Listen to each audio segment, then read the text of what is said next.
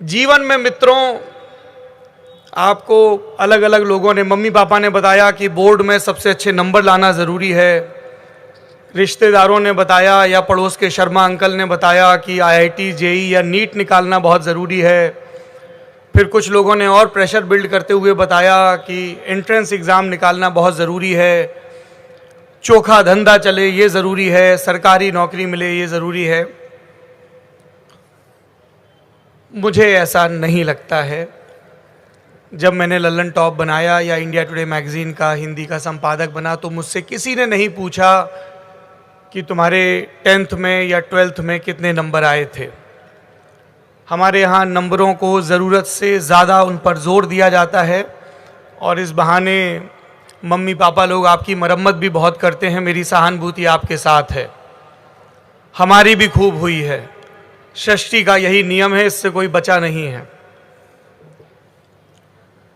पर कुल जमा 40 बरस का होते होते एक बात समझ में आई कि सारी बातें जो सिखाई जा रही थी वो पूरी तरह से गलत भी नहीं थी। शायद भाषा बहुत भारी भरकम थी। मैथ्स के उस मास्टर साहब की तरह जो विद्वान तो बहुत थे लेकिन समझाते ऐसे थे कि समझ नहीं आता था, और इस चक्कर में गणित को भी याद करना पड़ता था। एक शब्द आप बार बार सुनते हैं, स्वधर्म।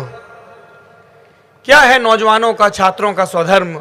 मेहनत से पढ़ाई करो, सुबह उठो, माता पिता का सम्मान करो, दोस्तों के साथ अच्छे रहो, वगैरह वगैरह, जो कि आप करते भी होंगे ऐसी मुझे उम्मीद है। पर सुबह नींद बहुत आती है तो कैसे उठा जाए?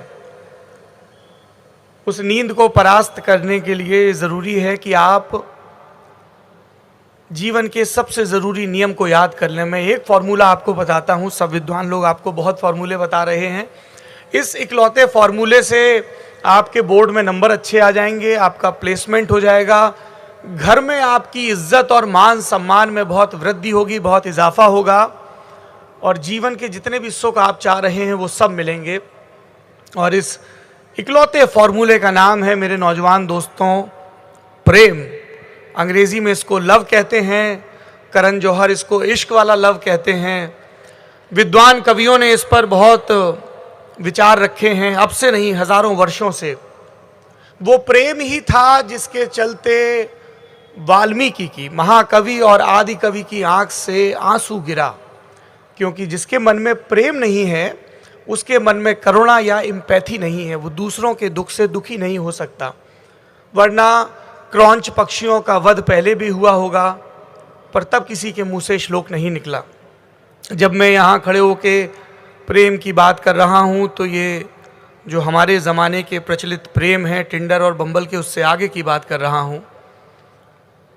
जब मैं प्रेम कह रहा हूँ तब मैं आपसे ये पूछ रहा हूँ कि are you really in love? Do you really love? Do you really care? क्योंकि अगर आप किताबों से प्रेम करते हैं जैसे मैं करता हूँ, मेरे हाथ में जब हैरी पॉटर का पहला संस्करण आया, पहली किताब, तो जब तक मैंने उसको ख़त्म नहीं कर लिया मेरी आंख से नींद कोसों दूर थी, और भूख किस बला का नाम है मुझे याद नहीं था। क्या आपने अपनी ज़िंदगी में कभी कोई एक किताब कम से कम ऐसी पढ़ी है, पकड़ी है, उठाई है, जिसको पढ़ना शुरू करने के बाद आपको अपनी सुध-बुध ना रही हो? क्या आपने अपनी ज़िंदगी में कोई ऐसा एक गाना कम से कम सुना है जिसको लूप पर कितनी भी दफ़ा सुन लिया जाए कान और मन नहीं भरता है? क्या आप कभी अपने जीवन में किसी से ऐसी दोस्ती कर पाए कि आपको लगे कि दिन बीते, रात बीते, लेकिन घड़ी की टिक टिक पर नज़र न जाए, क्योंकि अमुक व्यक्ति की संगत में, कंपनी में हमको बहुत लुत्फ आ रहा है? ये आपके क्लासमेट हो सकते हैं, ये आपकी बहन हो सकती है, भाई हो सकता है, दोस्त हो सकते हैं, गर्लफ्रेंड बॉयफ्रेंड हो सकते हैं, आपके लाइफ पार्टनर हो सकते हैं। जब लगे कि वक्त कुछ ठहर कर, कुछ सुस्ता के चले, अगर आपको प्रेम है तो आपके भीतर उत्सुकता है, क्यूरियोसिटी है।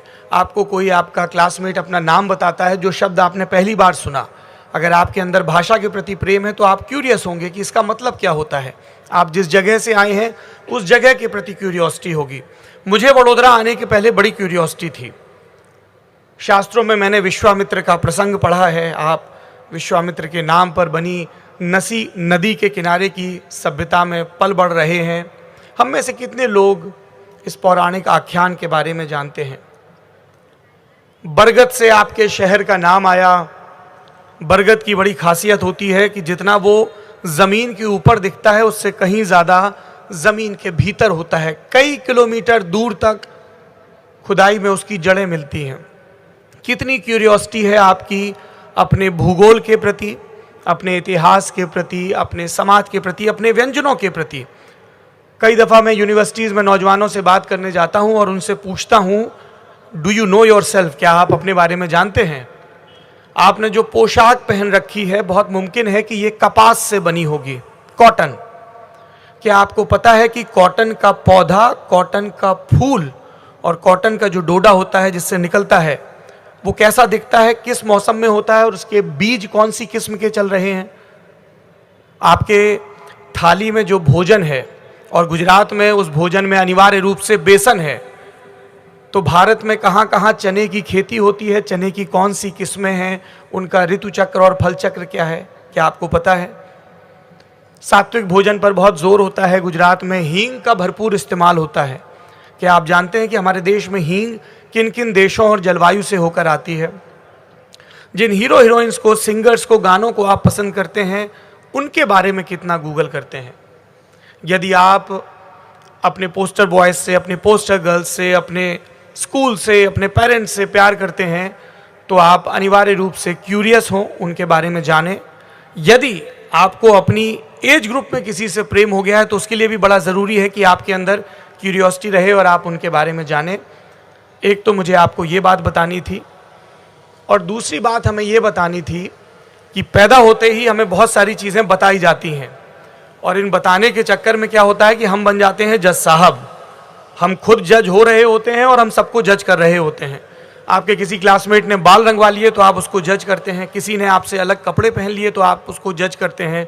बड़ोदरा के किसी संभ्रांत स्कूल में कोई कच्छ की या काठियावाड़ की भाषा में बात कर रहा है तो हम उसको जज करते हैं, क्योंकि हमें बार बार लगातार बता दिया गया है कि एक अभिजात्य, एक एलीट किस्म का तरीका है और वही सबसे अच्छा तरीका है, जो कि गलत है। जब हमने लल्लन टॉप शुरू किया तो लोगों ने बड़ा मजाक उड़ाया। उन्होंने कहा, साहब ये तो कुछ यूपी बिहार से आए हैं, कोई सस्ती सी कॉमेडी करेंगे, क्योंकि उनको लगा कि लल्लन टॉप का यही अर्थ हो सकता है। मैं देश दुनिया में जहाँ भी लेक्चर देने जाता हूँ, मेरे नौजवान दोस्तों, मुझसे शब्द का बार बार अर्थ पूछा जाता है। एक ही बात बताता हूँ, हर वो व्यक्ति जो अपनी ज़मीन से जुड़ा है, अपनी मातृभाषा से जुड़ा है, अपने संस्कारों से जुड़ा है, जिसके अंदर आत्मगौरव है, जिसको शर्म नहीं है, जिसको अपने माता पिता पर, अपने शहर पर, अपनी बोली पर, भाषा पर, इतिहास पर गर्व है लेकिन अहंकार नहीं है। वो उस मूर्खता से भी नहीं घिरा है कि विगत वैभव जो भी था वो सब दुरुस्त था, अतीत में सब कुछ अच्छा था, ऐसा भी नहीं है। उसके अंदर आत्मगौरव है, उसके अंदर आत्म आलोचना है, और उसके अंदर ये आत्मबोध है कि इन्हीं दोनों के सहारे मुझे जिंदगी में आगे बढ़ना है, एस्पिरेशनल होना है। लल्लन टॉप का यही मतलब होता है। ज़मीन से जुड़े लोग, अपनी माँ बोली पर गर्व करने वाले लोग, शिकायतें न करने वाले लोग कि साहब हम भी यूसेन बोल्ट की तरह दौड़ सकते थे, बस हमारे जूते अमुक ब्रांड के नहीं थे। सबके जीवन में मुश्किलें हैं, आपके जीवन में भी होंगी। उन मुश्किलों से आप पार कैसे जाएंगे? अपने स्वधर्म को पहचान के जिस काम में दिल लगे वो करो। मम्मी पापा, गुरु, रिश्तेदार, यार दोस्त सब बहुत बताएंगे, तुमको ज्ञान देंगे। यहाँ जितने विद्वान लोग बैठे हैं, मैं आपको बड़े दावे से कह सकता हूँ कि इन सब ने जब अपना स्वधर्म पहचाना तब ये आगे बढ़े। अवध ओझा जी यहाँ पर बैठे हुए थे, लल्लन टॉप पे उनका बड़ा डिटेल में इंटरव्यू है, देखिएगा वो हाई स्कूल इंटर में क्या किया करते थे और आज दुनिया भर में विख्यात हैं। मेरे दोस्त वरुण ग्रोवर बीटेक की पढ़ाई करके आए हैं, लेकिन शानदार सटायर लिखते हैं, गाने लिखते हैं। अभी ऑल इंडिया रैंक इनकी फिल्म आ रही है। गहलोत साहब यहाँ बैठे हुए हैं, पुलिस कमिश्नर। इन्होंने क्या पढ़ाई की और फिर कैसे अपने स्वधर्म को पहचाना। आपको बहुत सारे लोग बताएंगे ये कर लो तो चमत्कार हो जाएगा और ये कर लो तो नमस्कार मिल जाएगा। ज़्यादा चक्कर में मत पड़ना, जिसमें तुम्हारा दिल लगे उस काम को करना, लेकिन फिर दिल लगा के करना, क्योंकि वो तुम्हारे मन का काम है।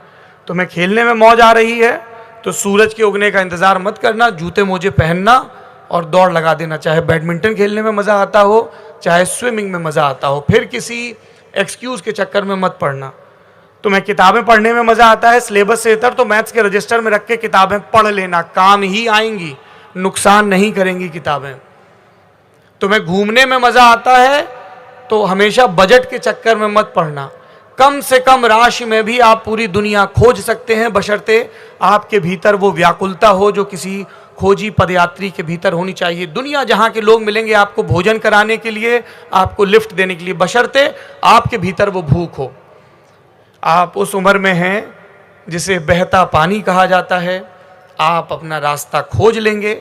मैं सिर्फ ये प्रार्थना करता हूँ कि इस रास्ते के खोजने के क्रम में जो बार बार यहाँ मंच से कहा जा रहा है और ज़रूरी भी है, एक बेहतर भारत, एक श्रेष्ठ भारत। पर भारत क्या है? क्या 3 रंग और उसके बीच की 24 तीलियां हैं नीले रंग की? भारत कोई सरकारी गैजेट है? भारत कोई एक ऐसा सिंबल है जो हमें बता दिया गया मैं और आप यानी हम भारत हैं, हम बेहतर करेंगे, भारत अपने आप बेहतर करेगा। और बेहतर भारत कैसा होगा? जिसमें किसी लड़की को रात में निकलते वक्त फ़ोन करके घर पे बताना ना पड़े कि मैं सेफ हूँ या अमुक के साथ जा रही हूँ। वो बेहतर भारत होगा। जहाँ आप किसी को उसकी त्वचा, उसकी जाति और उसके धर्म के हिसाब से जज ना करें, वो बेहतर भारत होगा। जहाँ किसी को किसी के कपड़ों के लिए ना टोका जाए, वो बेहतर भारत होगा। जहाँ कोई गरीब है इसलिए उसका इलाज ना हो पाए या अच्छी पढ़ाई ना मिल पाए, या कोई अमीर है इसलिए उसका अतिरिक्त शोषण ना हो, वो बेहतर भारत होगा। और ये बेहतर भारत चूंकि हम और आप भारत हैं, मिलकर बनाएंगे। इसके लिए ज़रूरी है देवियों और सज्जनों की हम खूब प्रेम करें अपने इर्द गिर्द के पौधों से, पशुओं से, पर इन सब से ज़्यादा इंसानों से। अपने भीतर खूब एम्पैथी रखें और जो सारी बातें यहाँ ज्ञान की बताई जा रही हैं उसमें जितना आप आचरण में ला सकते हैं लाएं। ओरिजिनल रहें, रियल रहें। एक्टिंग कितनी देर करोगे, खौफ में कितनी देर रहोगे, माता के, पिता के, गुरु के, जिस काम में मज़ा लगे और जो लगे कि जो काम तुम्हारे जीवन को पार लगा देगा, उस काम को खोजो और करो। बहुत बहुत शुभकामनाएं छात्र संसद को इतने सफल आयोजन के लिए मुझे यहाँ आमंत्रित किया।